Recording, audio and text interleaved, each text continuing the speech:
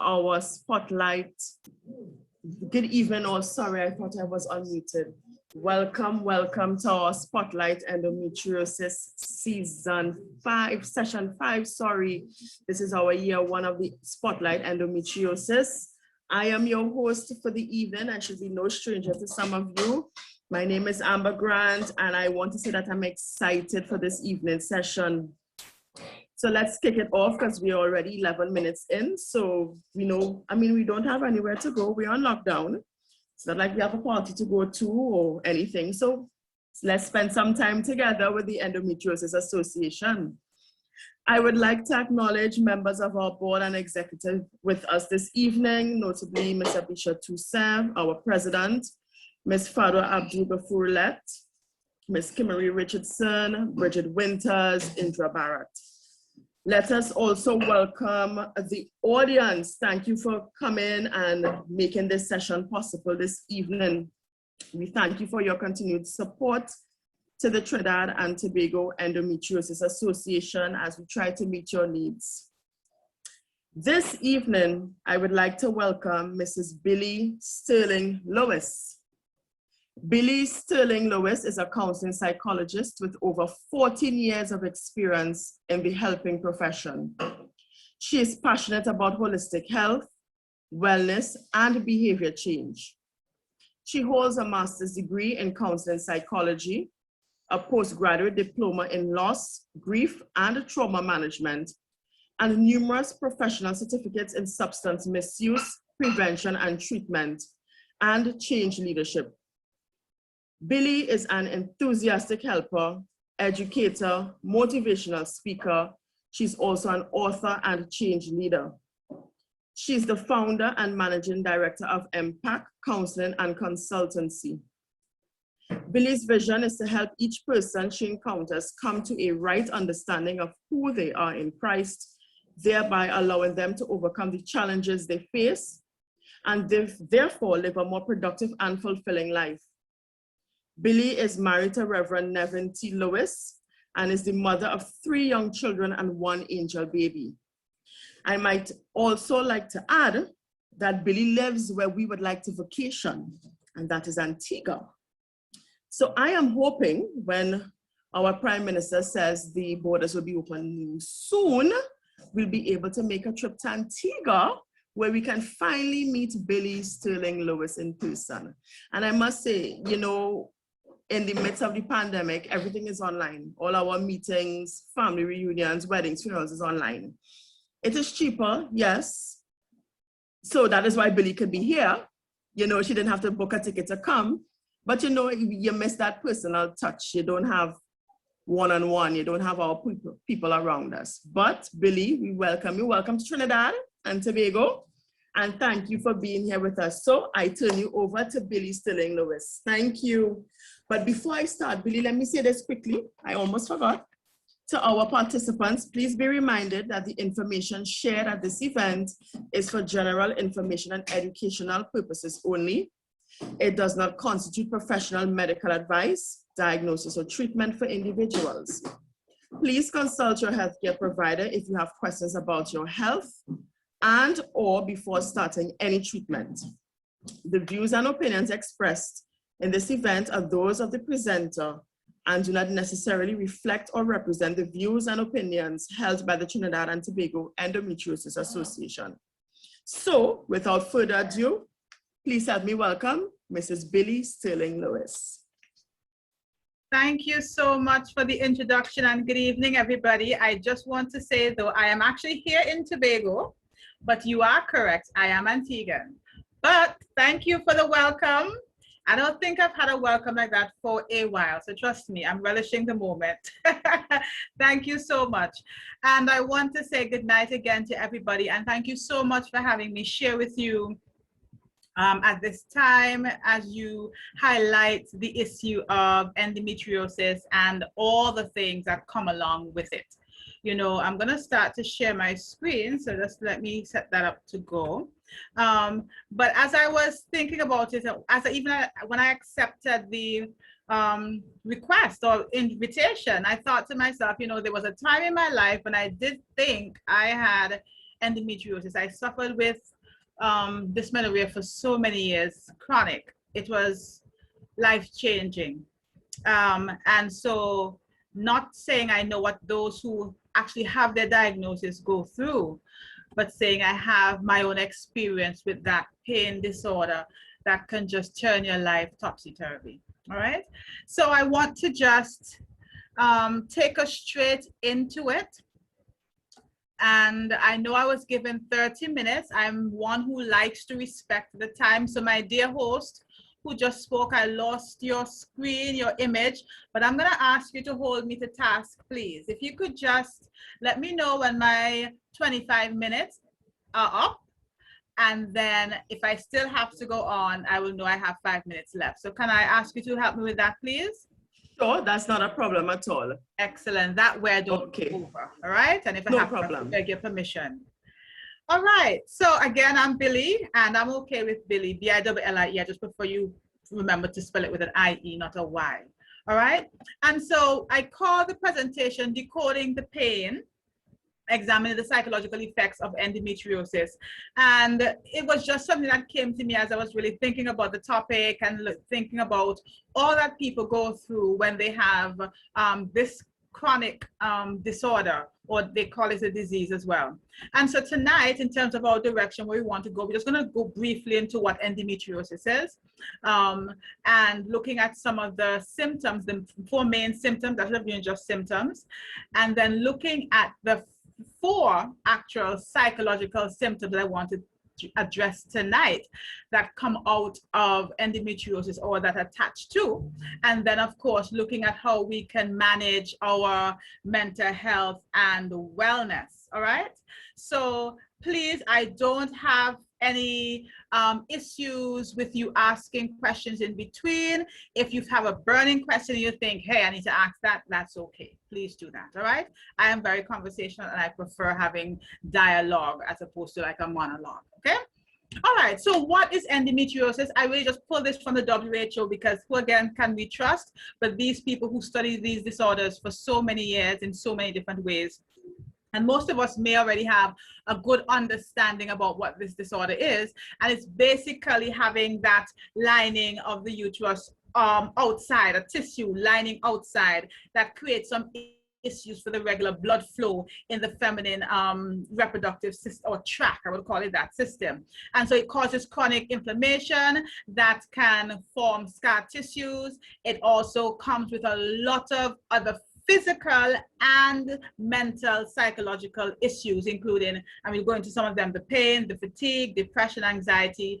And then there are some issues that come up that are very much taboo in many instances for a lot of us women, and that is infertility and loss. Cancer is also a concern, but research continues to show that it's very small in terms of the numbers of persons who may develop cancers or have malignant things occurring in the scar tissues that are presented there.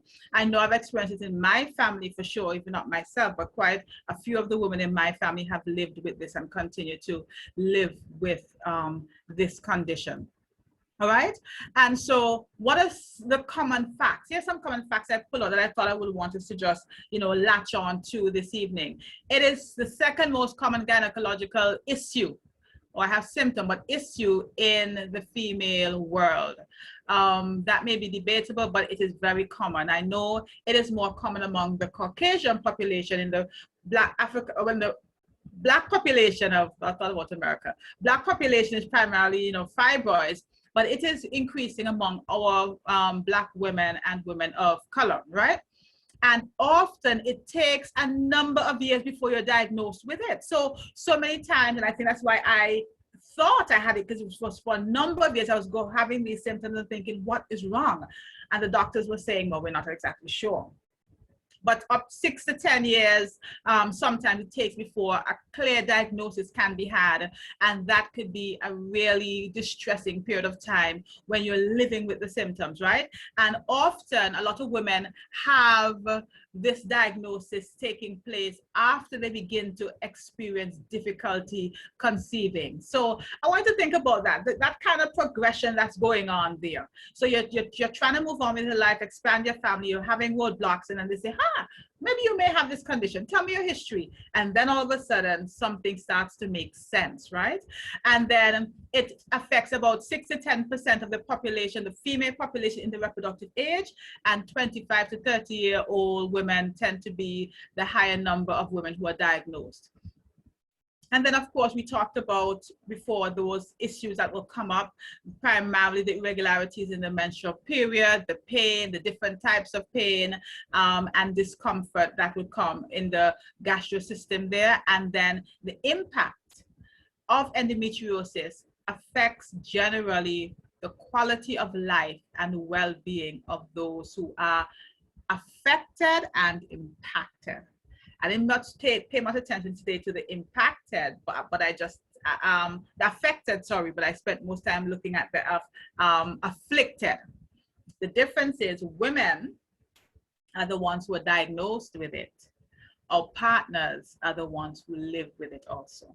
I didn't get to touch so much on that, but I'll talk about it a little bit, all right? Okay, so what are the 4 main complications? Again, these are very common, so just running through this very quickly. We have pain, and it's just all kinds of pain, primarily in that lower region, in the tummy, and all the female reproductive parts that could come. You have pain that could come with your periods. You could have pain that comes with the intercourse. You could have pain based on how severe it is with bowel movements. And then in the periods, you have excessive bleeding. I have a couple of stories from my family members with those. I won't share them because once you are familiar with the disorder, you can imagine and know some of what it could be in your own experience. But quite excessive situations where that is concerned. I could share one situation where I know eventually she got pregnant, quite miraculously, because the doctor said, I don't even know how you got pregnant. And she had to be hospitalized after about 30-something, 18 weeks, and had to have blood transfusions twice. I remember one time she called, she said, Billie, I just woke up covered with blood. She just bled out. And that was the pregnancy helped to make the condition worse, or vice versa. Sometimes we don't know which ones come first, right? Infertility, a big issue, often taboo, with very painful issue. And many times women, as I said, who are seeking help for trying to conceive, find out that they're actually dealing with this after multiple attempts and multiple losses. Because oftentimes in the journey towards, that your diagnosis with where pregnancy is concerned, you may have had miscarriages, whether earlier or late miscarriages. And then we have the physiological discomforts, normally during your period, but not only during the periods. So we have the fatigue, we have a lot of IBS syndrome, which is the irritable bowel movements, bowel syndromes. We have nausea that could take place, and then you can have other complications in the gastrointestinal tract. All right. So that is just to lay a good foundation of what the disorder is, or the condition is, or the disease is, because I know they call it a disease. And how it can manifest in its most common ways. But then let's get into the psychological aspect of endo, please. Endo is just a shortened form because of my spacing. Endometriosis, generally, and I looked at 4, I picked out 4 because these are the ones that often come out, and I put 2 together because of, how close they are.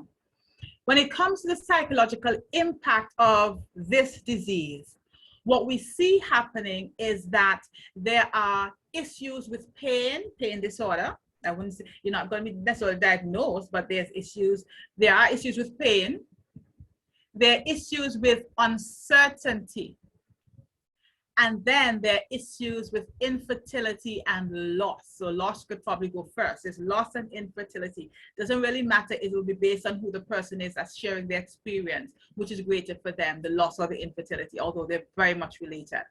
And so these are 3 or 4 that I want to delve into. I'm going to combine 2, as I said, so it comes down to 3 for tonight in terms of looking at the mental, emotional impact of endometriosis on those who live with this disorder and those who observe them, who are in their lives. All right, so let me skip this because I'm going to go into this. Let's look at uncertainty first. This one is quite interesting. And persons may say, how does this become an issue in endometriosis?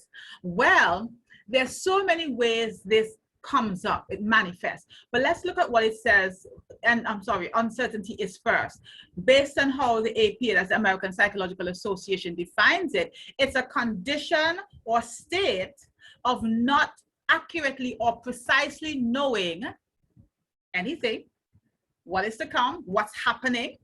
And so it's a lack of confidence or clarity in ideas, decisions, conditions, situation. And so I like this quote that came up, but I found in my research: uncertainty equals danger. And in many instances in this disease, uncertainty also equals pain. And so in the case of endometriosis, it also, like I just said, it also equals pain and the option for pain relief. So how does this actually happen? How does this actually happen? There are many issues where this is concerning, that many times persons are not sure what is going on. As I said before, many times it takes a number of years before a diagnosis is received. And so for these years, they're living with this excruciating pain and the other symptoms, and they're not sure what's happening. That builds a level of stress and frustration. And then whenever a diagnosis does come, the uncertainty of what does this now mean for me? What does this mean for my future hopes, my dreams? It's not sure. There's not a clear picture that can be painted for any woman who is diagnosed with endometriosis, really, except that very likely you're going to have 1 or 2 or 4 or 5 of the symptoms that generally characterize or categorize this disease. And so women live with that uncertainty and the challenges that come with uncertainty. I want to think about uncertainty in today's time, where we're dealing with COVID-19 and the unpredictability of the disease, of the disorder, of the virus. When it started last year, we weren't sure what was going on. We're a little bit more sure now, but we're still not sure. And we have seen the ravaging impact of uncertainty. What are some of them? Definitely, we have fear. We have anxiety. And so in the case of endometriosis, this continues to prove true as well. You kind of feel like you're in the middle of the ocean. You don't even know how you got there, but you know you find yourself there and you're thinking, okay, what do I do? Is it where I'm supposed to be? How do I get back to a safe shoreline? Or do I go further to find new land? I'm not sure. I'm not sure what this means for me as a woman. I'm not sure what this means for me as my hopes and dreams as a mother, or as a mother, as a parent. I'm not sure what this means for my relationship. I'm not sure what this is going to do to my friendships. And that can cause a lot of anxiety, stress, and fear. Anxiety and fear normally come together, but I still listed it out because general fears do arise when you have uncertainty, fear of the unknown.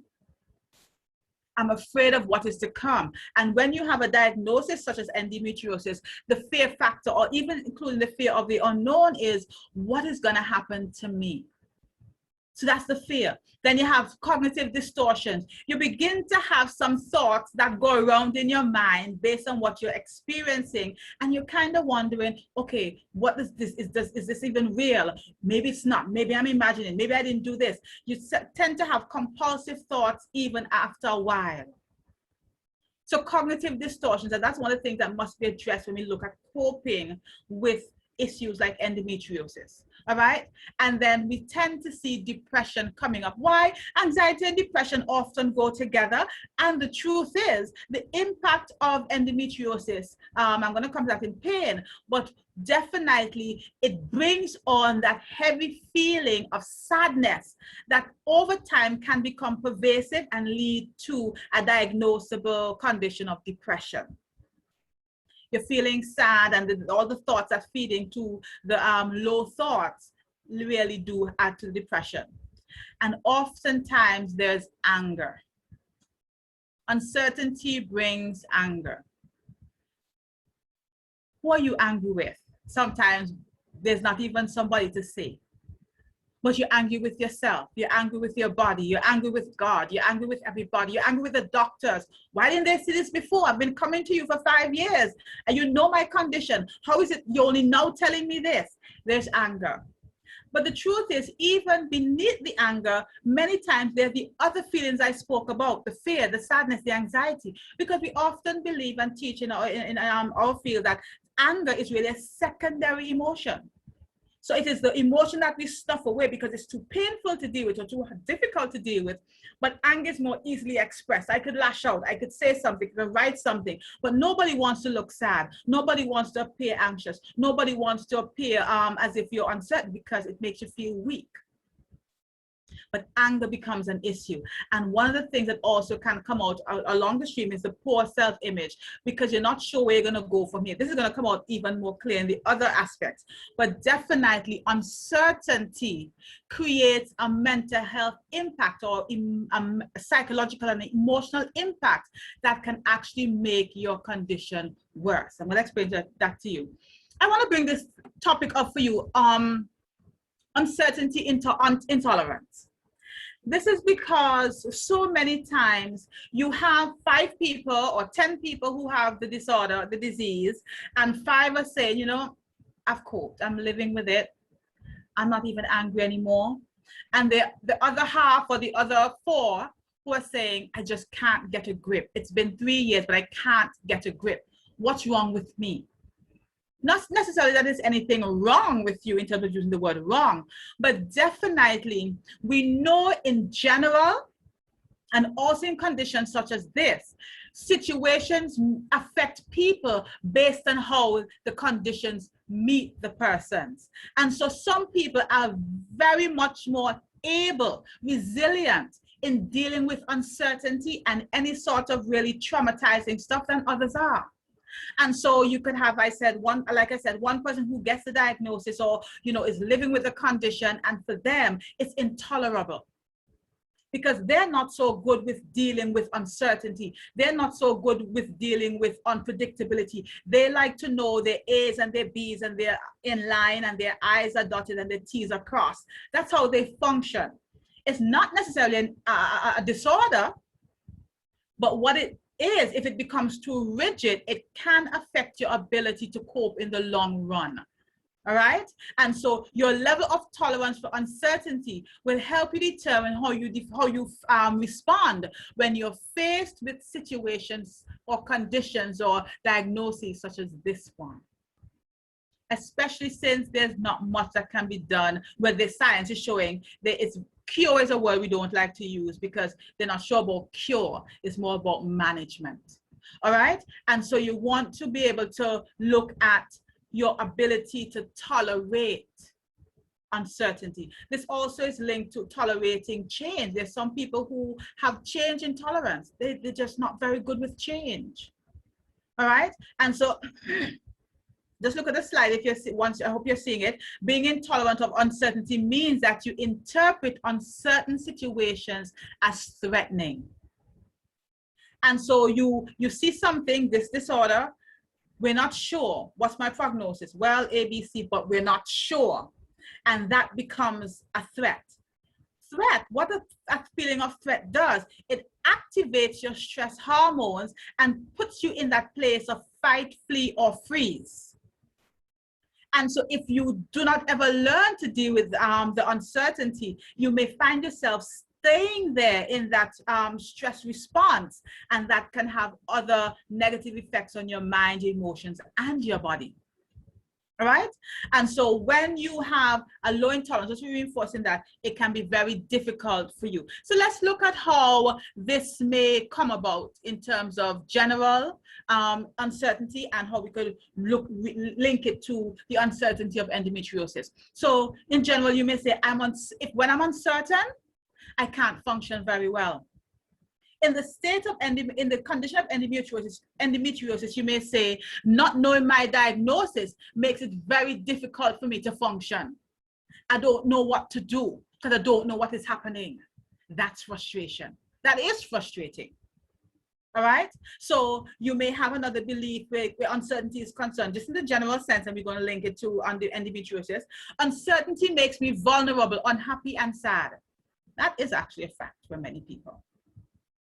And so in the case of this disorder, the unpredictable nature of endometriosis makes me vulnerable, unhappy, and sad. Think about it in the relational context too. Relation with self, relationship with your partner. I can't stand being taken by surprise. And in many instances, when the diagnosis does come, it took us by surprise. And so you're saying, I can't stand this.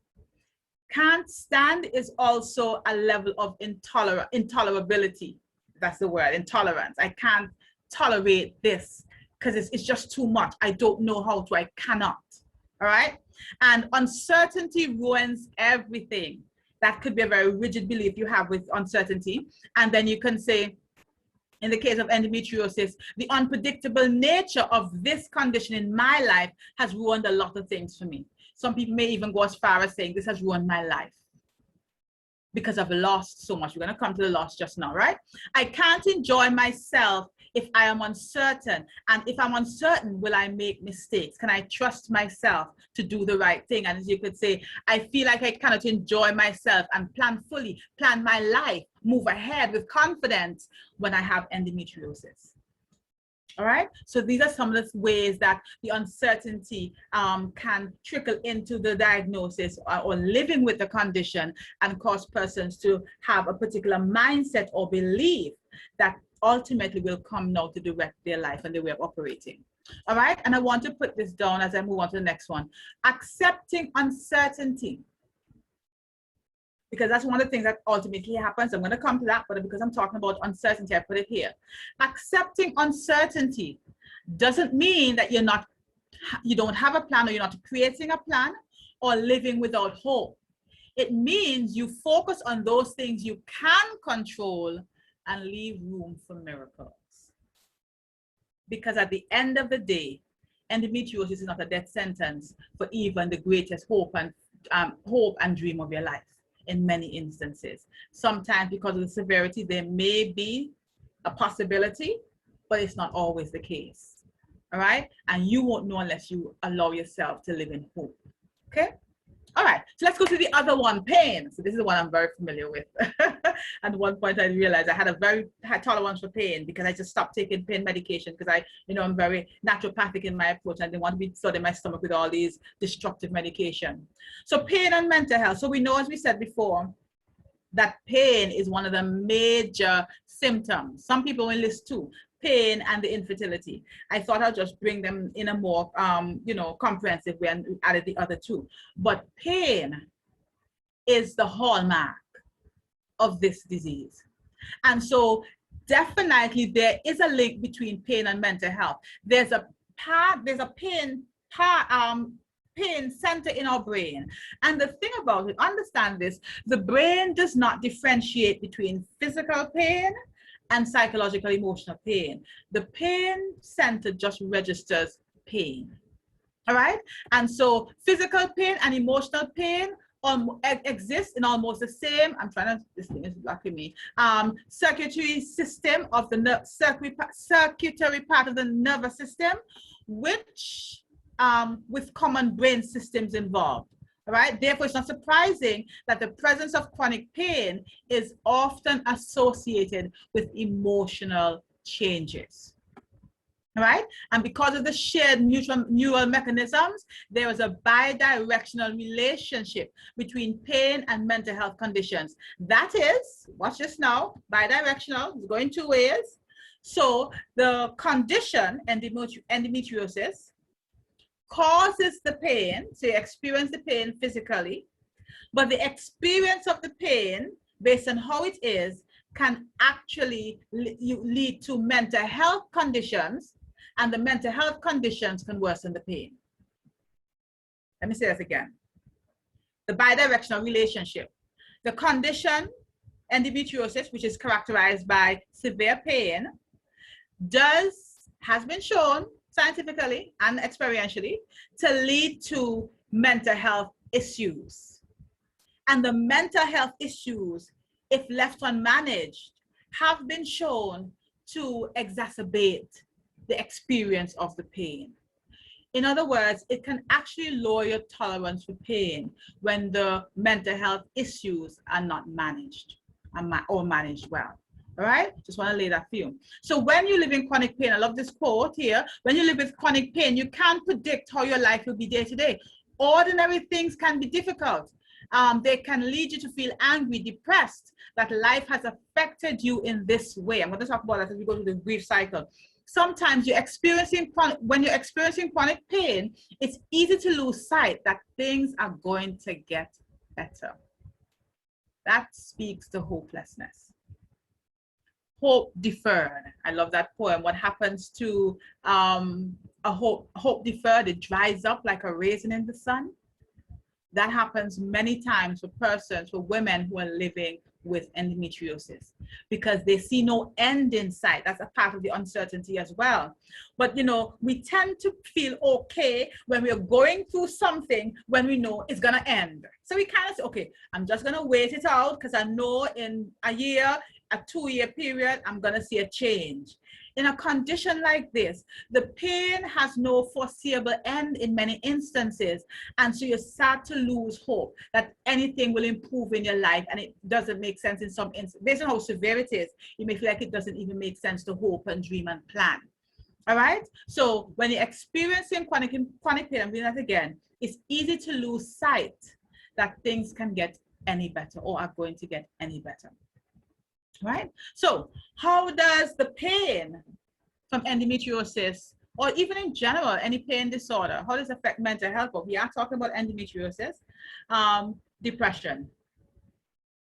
Now, all the effects I'm going to give you kind of like are very similar, but I still broke them down to the different psychological effects that I brought out. Depression is leading in the pain issue because of the inability to manage sometimes and the excruciating nature of the pain. It can cause you to feel down. So many times the pain removes you from life. Have that later down.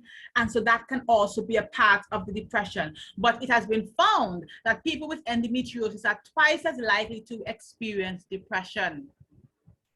And then we have anxiety.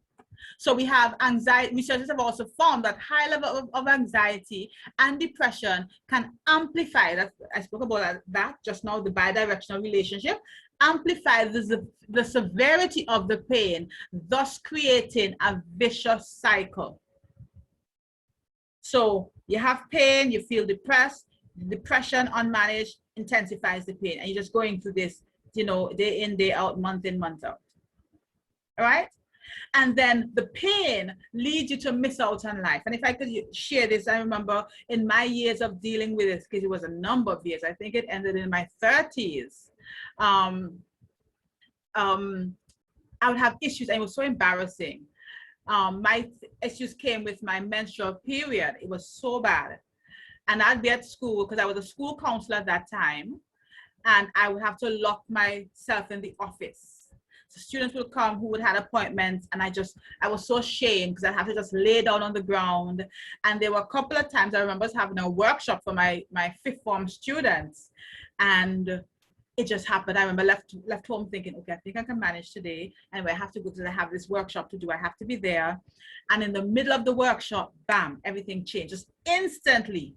And I had these particular symptoms. I started to salivate very salty water. And once that happened, I know what's coming next. And I started to have this cold sweat. My clothes just literally soaked down, and I collapsed. And I had to be lifted. I have been taken to the emergency in the ambulance before, because one of the issues with me was that I was so ashamed of my issue. I could not muster the energy to say, I'm having my period. I remember one of the times it happened when I was younger. My mother was around. Well, they called my mom because I was rushed to the hospital. Ambulance picked me up, took me to the hospital, and I'm in the ER with the doctor, and they're saying, well, we're not seeing anything, but we have to ask if you're pregnant. And I'm like, because my mom comes, you know, I'm a teenager now. I'm older teenager. I'm saying to the doctor, no, I'm not pregnant. I'm not pregnant. Well, we have to do a pregnancy test. I'm not pregnant. You know, I'm kind of like, shame. And my mom is saying, yeah, take the pregnancy test. I'm like, lady, I'm not pregnant. And then eventually came out, you know, it was just a symptom. But I was so ashamed. I didn't want to tell anybody. And so whenever I knew that time came, I just kept away. There are many things I missed, but I just didn't want to deal with it. Yes, I have 5 minutes. We're under 4, yeah, under 5 minutes. Good, thank you. So you're welcome. You normally have guilt.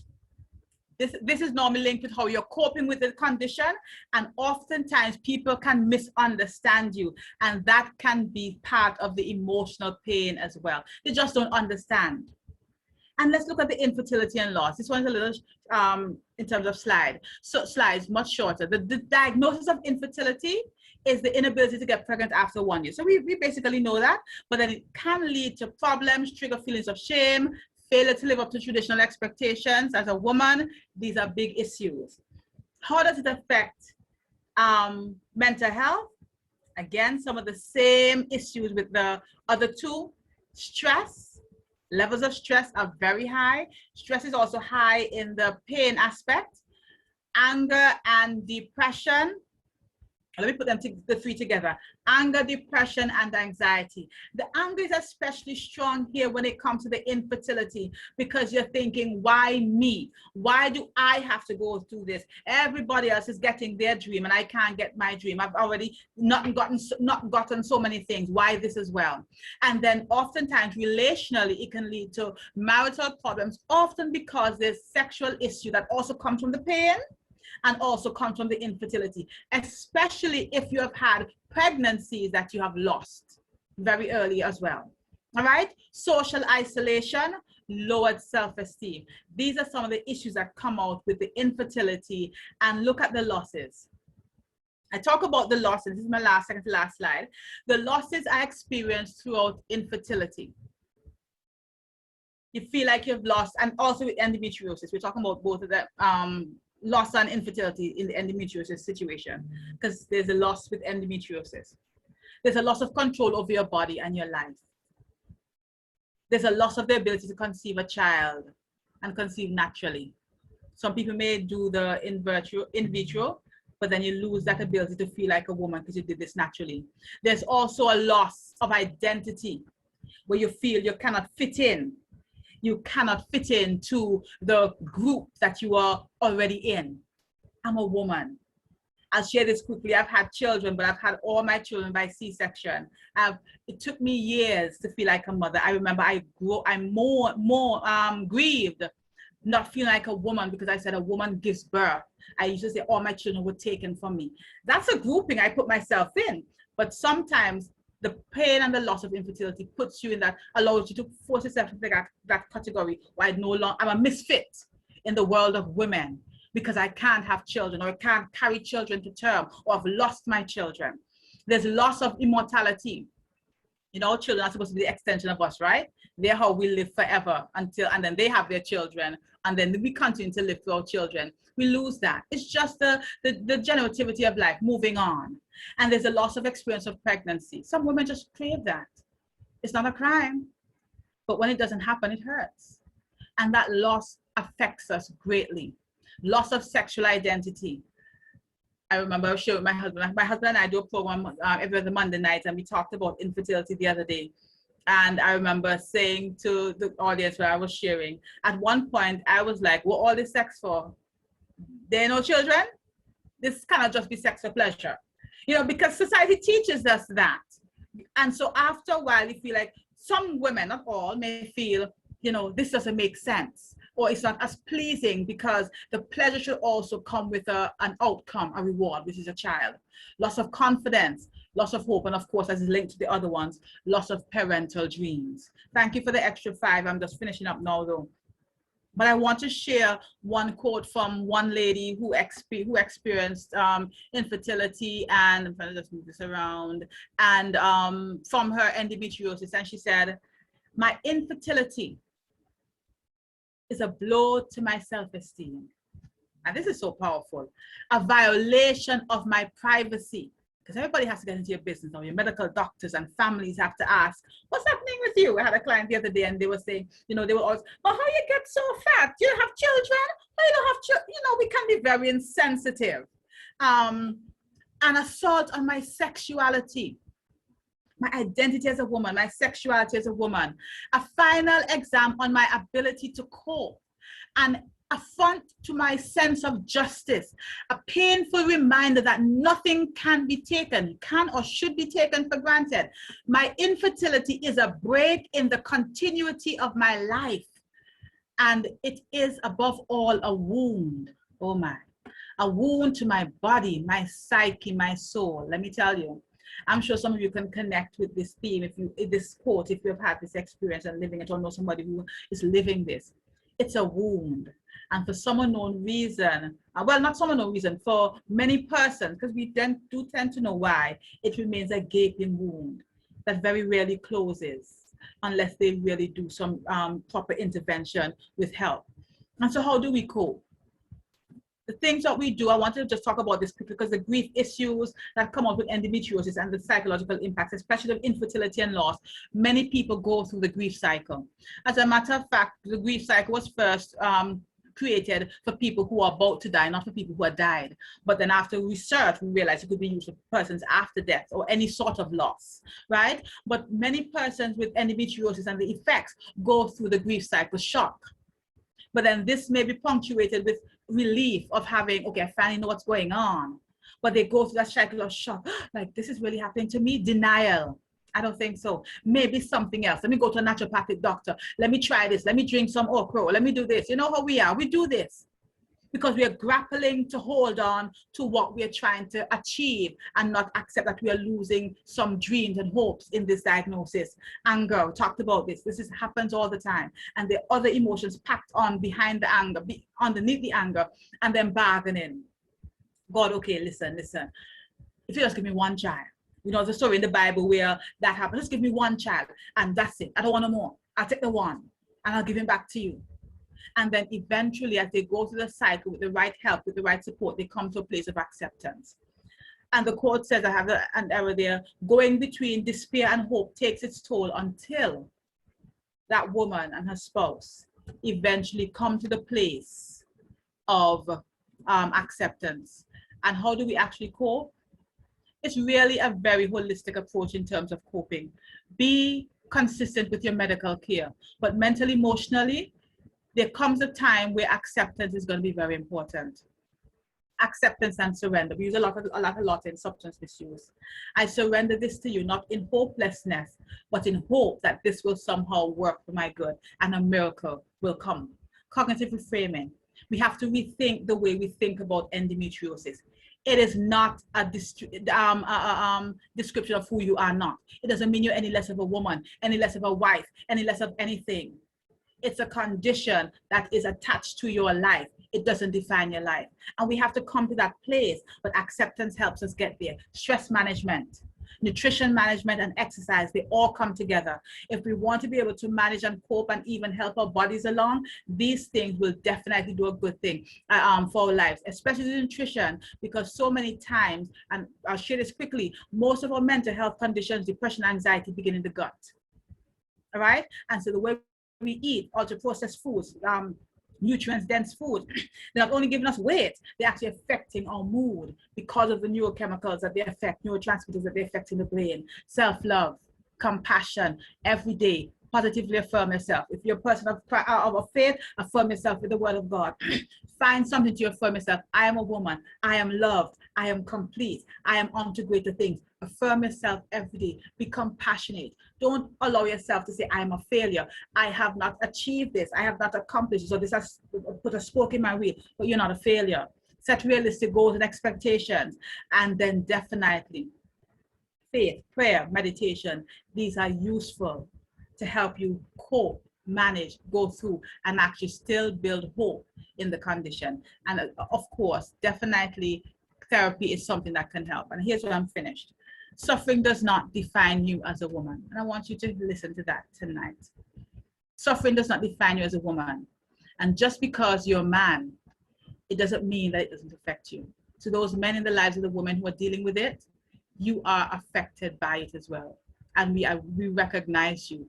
So we're saying to the men, help her to remove the taboos and the loneliness surrounding this disease, be understanding. And I'm also saying this to other women who may not be afflicted by it, but are observing their family and loved ones who are affected by it. show understanding, show empathy, and do not accuse her of being sensitive, delicate, or overly dramatic. This is a big opportunity for you guys to show that you care and can be a real man. That's how I brought the men in, because they didn't have much time. But definitely remember that endometriosis, the pain of it, the uncertainty of it, the loss, the many losses, and even the infertility issues do not define you. They characterize aspects of your life, but you are still even greater than this condition and even the mental health effects that it can bring on. I want to say thank you so much for having me share in your experience and share with this group tonight. And as you will allow, I would field the questions. Thank you so much. I think I'm going to stop sharing now. Should I stop? Hi, Billie. Yes, you can stop sharing now. I would like to introduce Kimarie Richardson, who will be our moderator for the evening, and she will be fielding and sharing with you the questions, any questions that you may have. Good evening all. Good evening, Billie. Good evening. That was so informative, so detailed. At one point, I wondered if anyone would still have questions after all that you shared. And I know that for many of us, it felt as if you were speaking to us and about us directly and quite personally. But there's still one or two questions, and I want to share. One participant has indicated.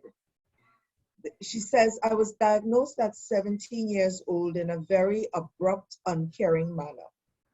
One mental struggle I deal with was embarrassment. It was not just fear or anxiety. I was ashamed that I was not normal, and I know you spoke about that. Now she's asking, is this something that others experience?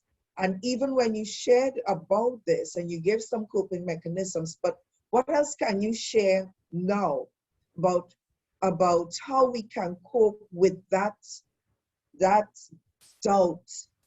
that feeling of not being normal and that embarrassment? Thank you for that question. And I want to say to you, I really want to start by saying, I'm sorry that is what you experience. I think our medical system is still evolving in how to deal with certain issues. And so having gone through that experience of shame that you experience is not uncommon. Everybody may not have it, but it is something that commonly arises with women. One, maybe based on how it was done, but whether who it was done around or those sort of things, you will know exactly the experience that you had. But also the shame, as you said, of something is wrong with me. Am I really a woman? Am I normal? What do you do now?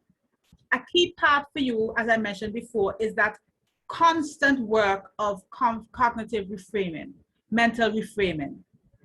Begin to re-educate your mind, retrain your mind by saying, I am a woman. I am a woman with whatever you want to add there.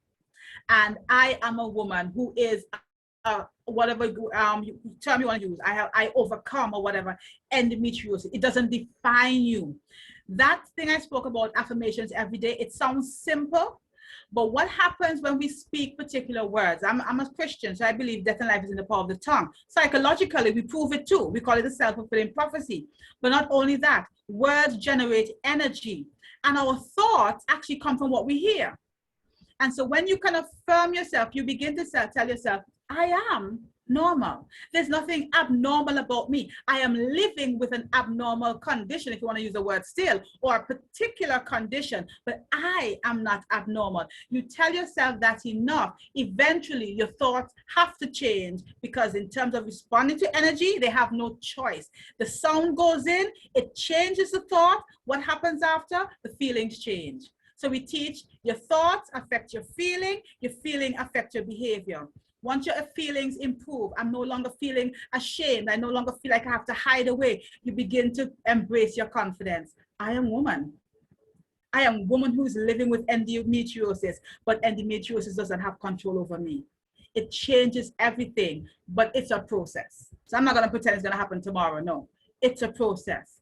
but begin to start there and probably address the grief that you went through, grieve that loss that you went through. When at 17 years old, you had to hear that this is your condition and you're probably likely to be A, B, C, and D. All right, so grieving is also very important in situations like this. Thank you very much, Billie. That's a very good response, and I'm hoping that the participant has been able to really embrace that answer and that it was very helpful. Mm-hmm. Another question we have, the participant indicates, hi, good night. How do I get my parents to understand how serious and painful this is? They always say that I'm too dramatic and I can't take some pain. And this one in particular, and it touches on it for me, because I know for years, my mother felt that, look, I give you this to drink, I tell you take the tablets how many weeks before, you're not doing it, so that when I felt the pain, she would be upset with me until we got the diagnosis. So how can a young person in particular, especially if you're still living at home, and probably even as adults who are around other persons who may not understand it, how do you get them to understand that this is real and it's serious? That's a really good question. I think I had a point in my slide where I don't remember mentioning it, where I said one of the issues that we have with endometriosis and other pain conditions, especially women, we are burden bearers. We tend to have a tenacity and an ability to push through the pain. And so when you're pushing through the pain and you're saying to persons, my pain is on a 10 in a 10-point scale. They're saying, how are you going to be 10? We're doing all of this. One of the things is that if you can get them information about what this condition is, give them that education. So they're seeing it is not just you saying this. One of the things we can't have is where we have all those tubes attached to our body. So when we have the pain, we see the meter goes off and say, hey, that's a really strong pain signal there. We don't have that. But we can give them the education and then have them understand how your life, let them, if they can, see how your life differs in the points of acute pain and when it's not so acute. And then if that doesn't really happen, or intense, not so much acute, but intense, sorry. And if that doesn't work, one of the things you're gonna have to do is have radical acceptance. That some people are going to continually misunderstand, I mentioned on this slide, misunderstand what you're going through. But do your part to educate and live as true to you as you can. Don't try to, pretend or to not be so you can fit into their category of it's not so painful. I used to have painful, some people are, but I used to have painful periods and never behaved so. Get off the ground. I've seen those things. It's just about educating, letting them see a difference in mommy, but think about, or daddy, think about when, whatever. And if they can't deal with, if they still don't come to that and you don't have a diagnosis yet, at least come to the place where you accept that, at least for this person, I have to accept that they don't fully understand. And that's a hard place to come to, but it's gonna give you some peace of mind going forward. So when you're in that place of intense pain, who you can actually reach out to for help, because they're gonna think, oh, it's not so bad, I hope that helped. I think it did. It's very helpful, very useful information. I wish I had you around 30-something years ago. Well, I wish I was around when I was going through it too. Now, we have another question. We have a few, but this one in particular asks, how does someone, and we're going back to that point in the slide, and the participant for the previous question says, thank you. You're welcome. Right, You're they welcome. said thank you. So we have that feedback. But I know when we spoke about the high and low level of intolerance, we have a question that asks, how does someone with a high level of intolerance begin to change this concept? And I know you gave coping mechanisms, but let's direct it specifically to the high level of tolerance. How can you change that behavior? Yeah, I love that question, because that means you're ready to come to a place where you live life on your terms. One of the first things you can begin to do is, and I talked about that, surrender. Accept that there's some things in life you have no control over. One of the things with intolerance is that we want to believe that we have a little bit more control over things in life than we actually do. And so when that mentality reigns in our life, when things go out of our realm of control, we find, oh, this is unbearable, this is intolerable. Let me give you the serenity prayer now. God, grant me the serenity to accept the things I cannot change, courage to change the things I can, and the wisdom to know the difference. That helps you to begin to bring tolerance into perspective. Intolerance just means I lost control. Acceptance means I recognize I never had control. And that's okay. That's okay. In some instances, we don't have full control over our bodies. We don't. When I was in my last pregnancy, I developed a whole condition that is real, 1 in some million. I'm like, really? It had to be me? I had no control over that. It challenged me for months, for weeks, but I had no control. And I like to revisit the serenity prayer as you move into that intolerance place, that place of tolerance. You can revisit, God, grant me the serenity to accept the things I cannot change, courage to change the things I can, and the wisdom to know the only thing I can change is me. How can I change me in the situation? I can change the way I view situations. I can change the way I think about situations. And I can change the way, or I can change the way I respond to situations. All right? And that's one of the ways you can begin to lower that level of intolerance and that level of unbearableness. Because in many instances in life, we don't get to have the control that we think we have. Thank you so much. Thank you so much. I found myself reciting the Serenity Prayer while you were saying it, because it has really become, that prayer has become a hallmark for my own life. Yeah. And it has really helped me to cope with many challenges as well. So here's another question.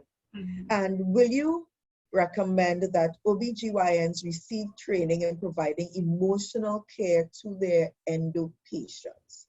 And can you explain the reason for your answer?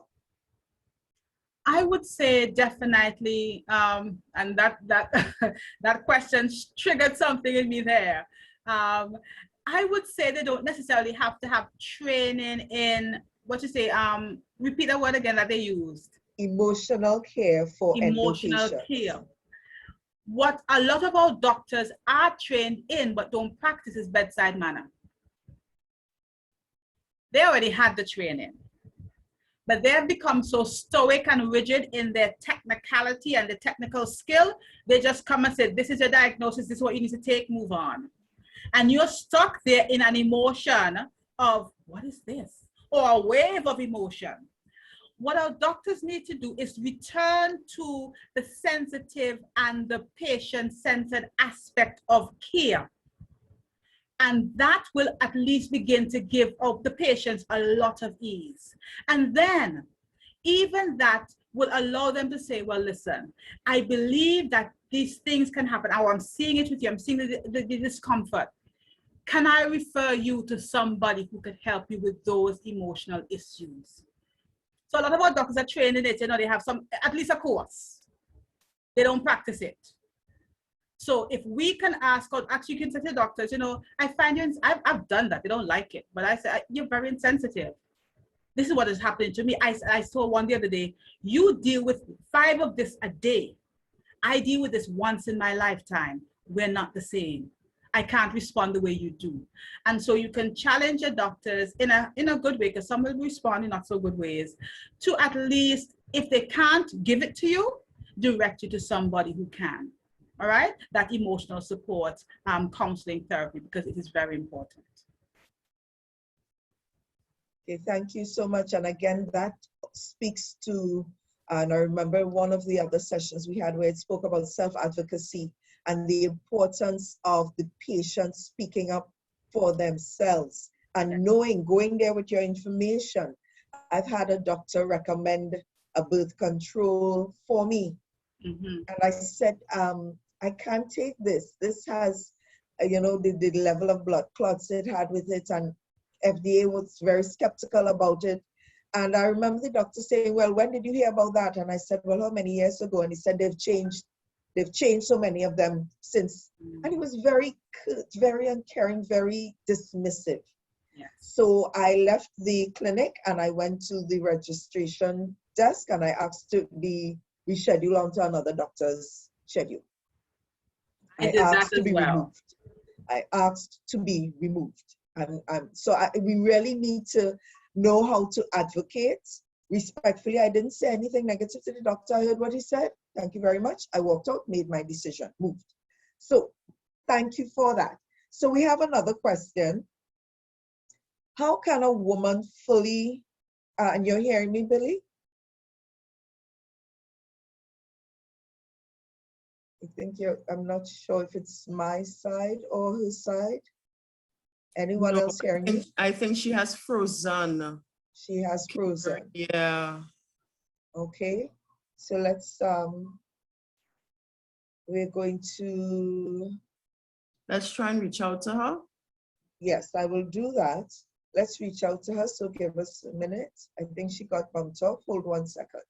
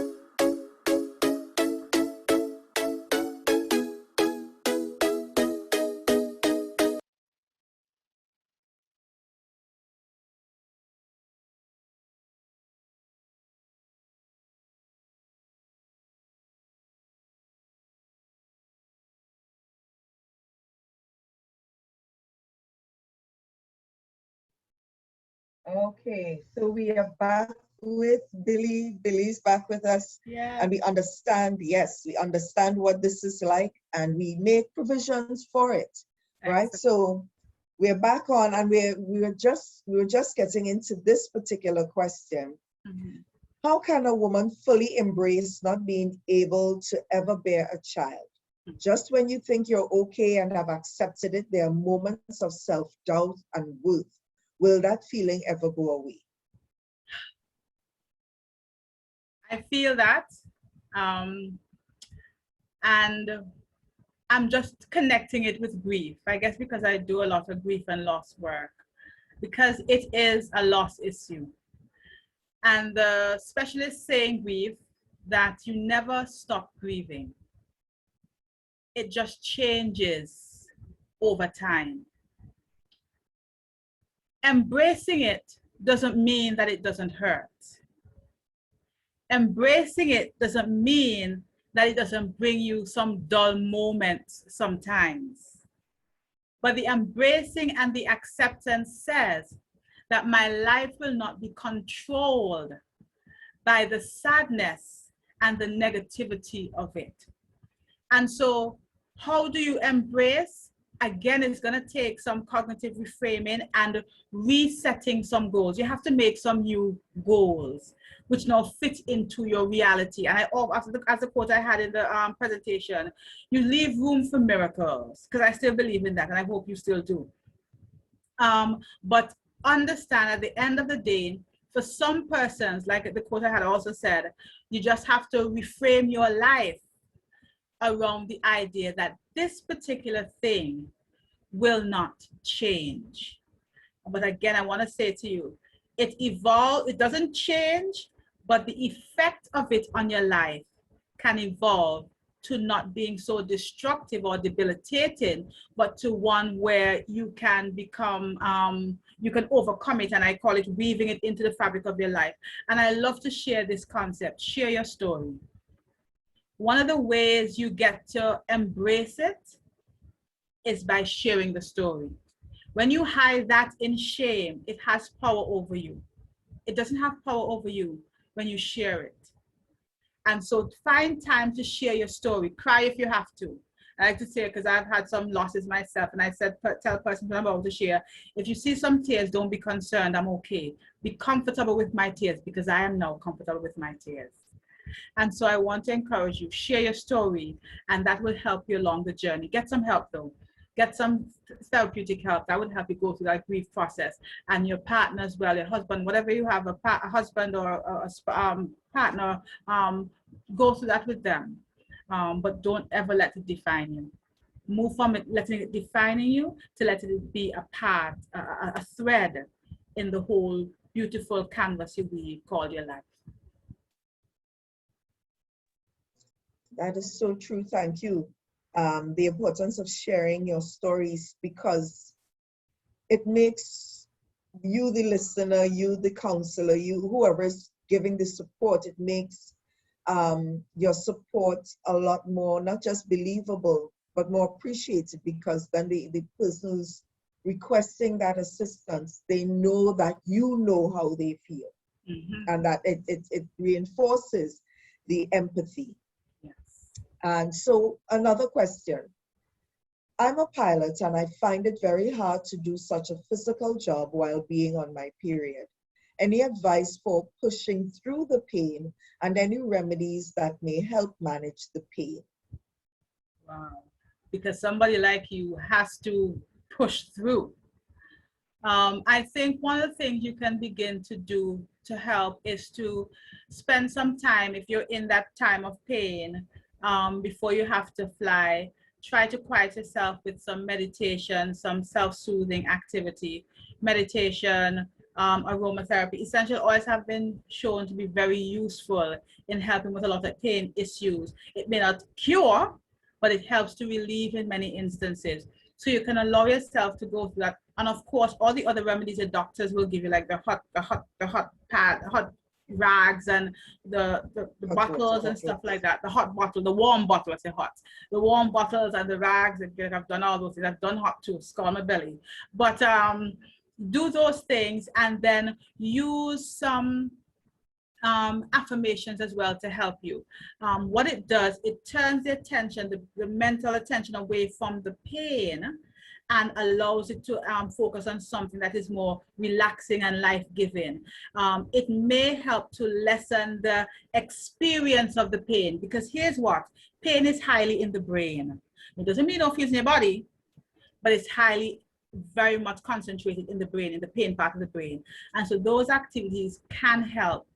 So meditation, if you can do stretches and stuff like that, that could help before those times, to keep your body in movement, using the meditation, calming, soothing exercises, the aromatherapy. Some people recommend the acupuncture if you have somebody around who can do those things. And the positive self-talk, the affirmations, those really can help. We're doing quite well, and a lot of good advice coming out here, a lot of good suggestions, and some that I know many of us have tried before. And I know too, because we have participants who are on, and some of the recommendations may be new for them. Yeah. So we have 2 more questions as of now, 2 more. One is, should the diagnosis of endometriosis be dealt with as the beginning of a new life, meaning that you may never live the life that you have planned, having some major and inevitable adjustments? Do you need me to reread the question? It's okay, thanks. Right, go ahead. That is an interesting question, because the answer can go either way. What I will say to that person is to embrace the diagnosis for what it is. Start there. A diagnosis. That's going to sound kind of weird, like, yeah, but my diagnosis. No, start there. It's a diagnosis. It doesn't mean that all the dreams and plans for your life have just died when the doctor said, oh, I know what's wrong with you. You have endometriosis. It doesn't. And so what you can do, especially if it's the first time you're getting this diagnosis and you say, well, I want to go and get a second or third opinion. I want to try some other measures.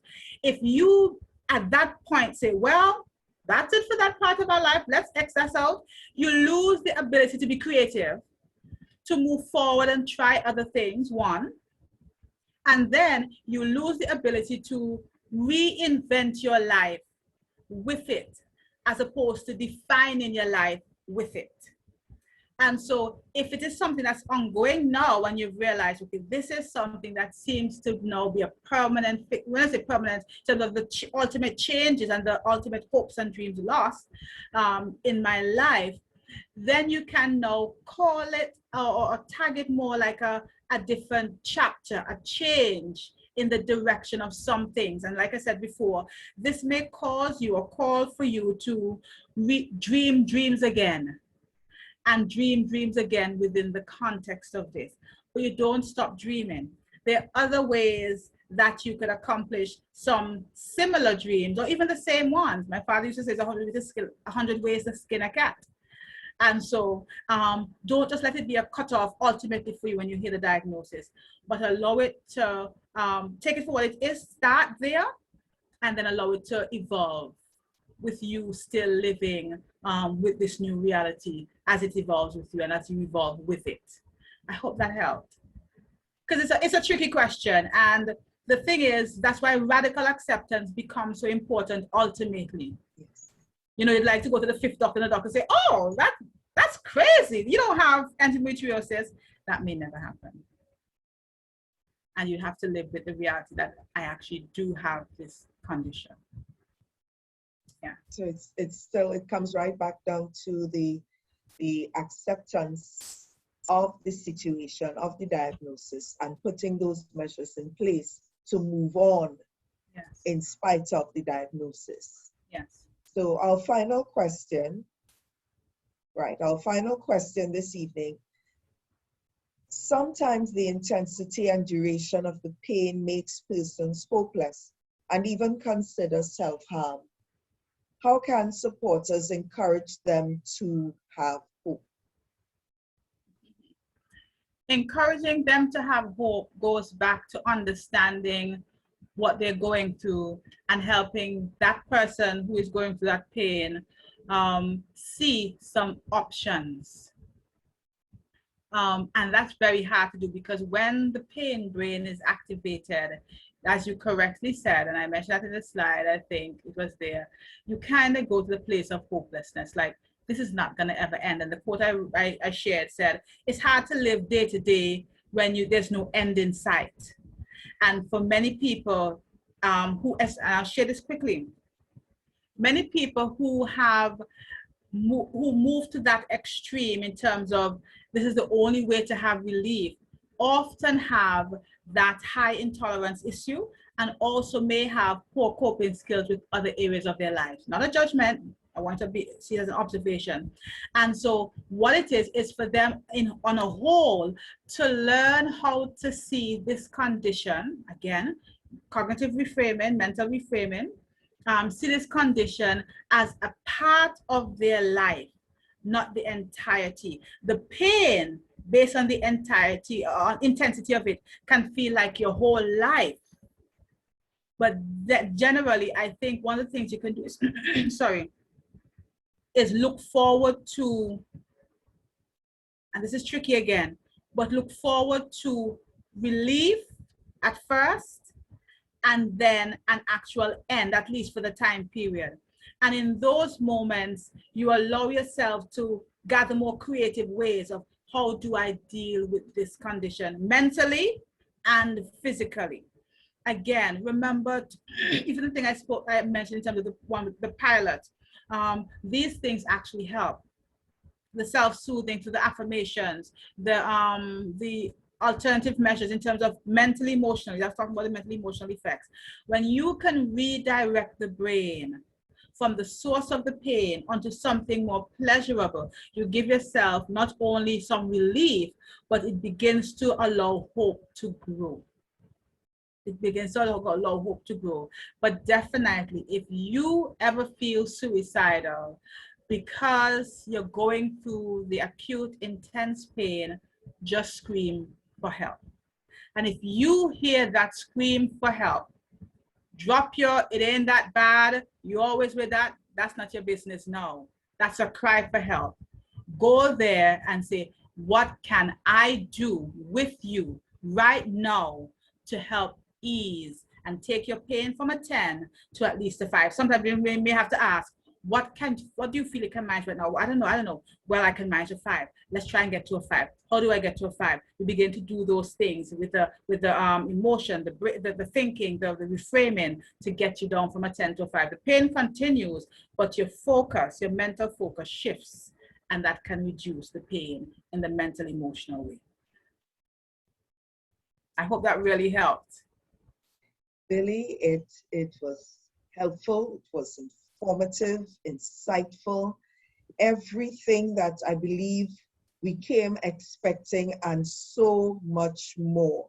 I know, and the vote of thanks will take place and all of these other things will take place, but I know that the questions that you fielded this evening really helped us to further understand the experiences that we've been having and ways in which we can cope with them and how to manage them in terms of our own mental health.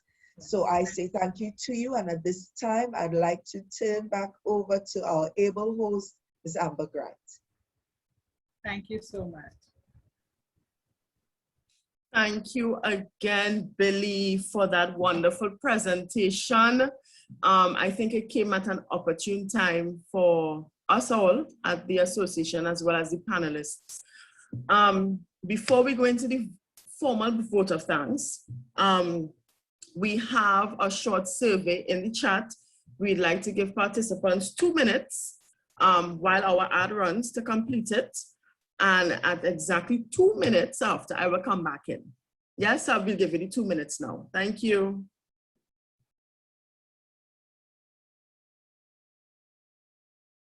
Billie, no, you don't have to fill it out.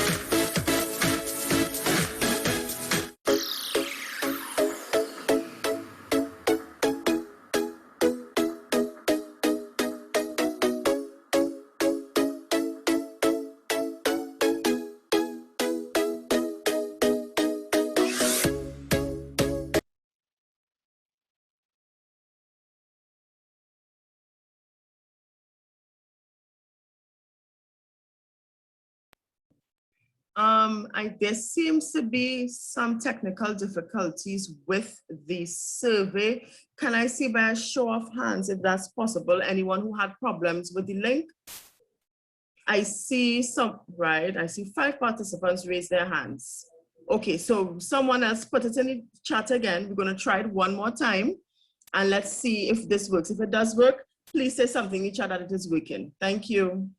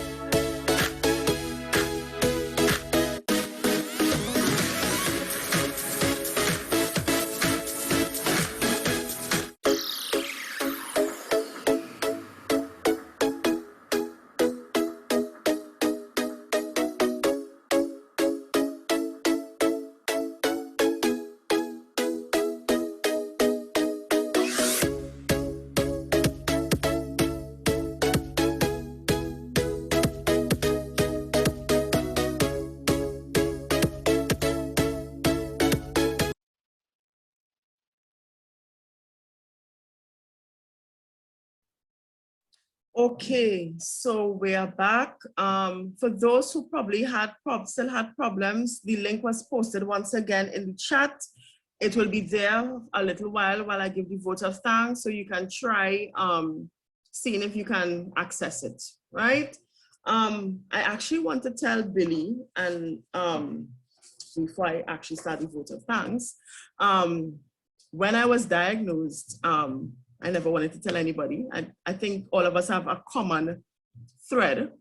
This is our shared experience, you know, because you're ashamed. You know, society tells you you are not a woman if, you know, you have painful sex, you can't have a child. You're labeled drama queen. So when I came to the realization that this is me, I still refuse to call it a disease. I call it a condition. I have a condition. Because disease sounds very fatal, like you're about to die. And people tend to scorn you. You have a disease, oh my God, which disease do you have? So I always used to tell people I have a condition.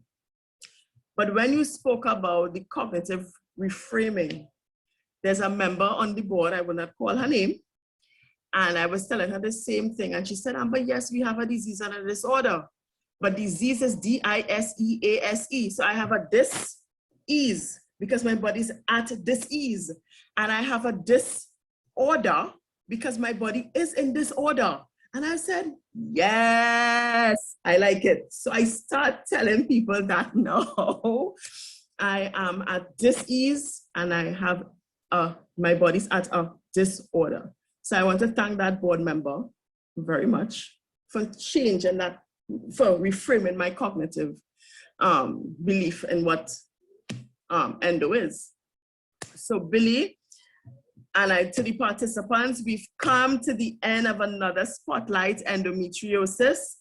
It is hoped that the questions that you had were answered and you were taught on how to preserve your mental health, because it is important. And especially in the midst of a pandemic where some persons don't have a job right now, or their salary has been reduced, or for like some of us, we are still considered essential workers, so we still have to report to office.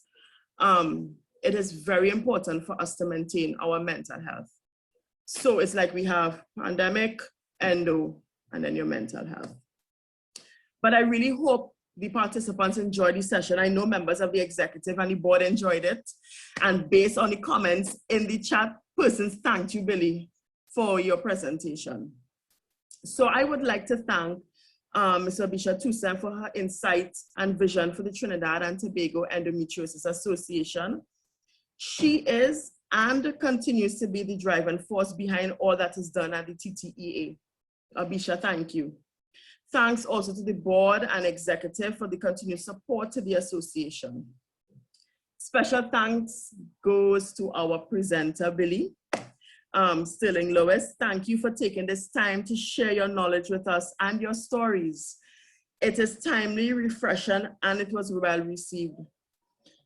And even though you're no longer in Antigua and you're now in Tobago, you're still living where I want to come on vacation. Just saying. Right?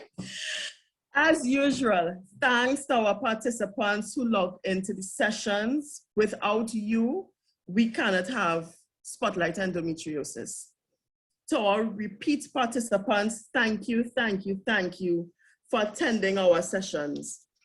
May I suggest, as our theme for Spotlight Endometriosis this year is endometriosis and mental health, you may have a specific topic that you would like us to address. I see one person actually, I think she read my mind. She put something in the chat that she would like us to cover, and I have taken note of it. Endo and the family, thank you very much for that. So if you have a specific topic that you would wish for us to cover, to highlight at another session, I want you to email us, and our email address is endo, ENDO, ASSOC.TT@gmail.com. I'm going to say it again, ENDOASSOC.TT@gmail.com. Email us, right? And Indra put it in the chat for us. Thank you, Indra. Email us with your ideas, and we will try to get someone to address and speak on that topic that you have interest in, right? As we close off session 5 of Spotlight Endometriosis, let me remind you to remember to observe all COVID protocols in the country.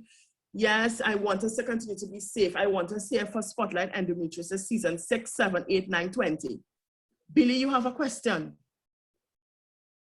If you would just permit me, please, I'm so sorry. If I could just take this opportunity, because of how you just shared, I'm a part of a program called Spotlight Initiative. I kind of thought you were the same thing. That is from the United European Union. And that program is aimed at ending all gender-based violence against persons. And I'm the psychologist providing free therapy to persons, and the cost will be covered by the EU. So even if it's something like you guys have been going through this, you ladies, and you find you cannot actually qualify. This gender-based violence is just so wide. We always think about it just, man hitting woman. It's wider than that. Discriminated against because of your condition. Those things are actually considered GBV. And so just thought I'd throw it out. I hope it's appropriate. If not, please, you can shut me out now. But if it is, you can just call me or call the hotline number. Kimarie, I'll send it to you, and you could forward it on to them, the hotline number, and they can have up to 4 to 6 sessions with me free, and in the casework in Trinidad, we forward any of the need that they have. Thank you so much. As you shared, I thought, let me share that as well, because persons may be needing help and just can't afford it at this time. Thank you for letting me Right. share that. Do you work closely with the GBV unit? Yes, with Chelsea and they, Miss Donna. Guy Allen, Claire Guy Allen. I don't know Claire, but I work. She's the superintendent. She's the superintendent. Yeah, superintendent. Donna. Claire Guy Allen, the head of GBV. I haven't met all of them, but the ones I've been working along with that team in the GBV unit, Donna and Roxanne Lane and those persons. Okay. Yes. Yeah, we work closely with them at where I work, myself and another colleague in the chat. Yes. Okay, thank you. So people, you have another resource. If you need help, as she said, mental issues, we don't know what people are going through. I think you need to reach out. Yes. So as we close off, remember the 3 W's, people, wear your mask. I'm wearing 2. That's to tell you. People in the hospital are wearing 2 and they know more than me. So I'm wearing 2. Wash your hands and watch your distance. Please don't, when you see me in the grocery, do not come up behind me to breathe down my neck while I'm waiting to cash. I will stare you down. Okay? So people, I thank you. Billie, I'm glad to see you smile. Thank you once again, and I bid you adieu. Have a safe night. Thank you, and we will see you again for session 6. Good evening, all. Bye-bye.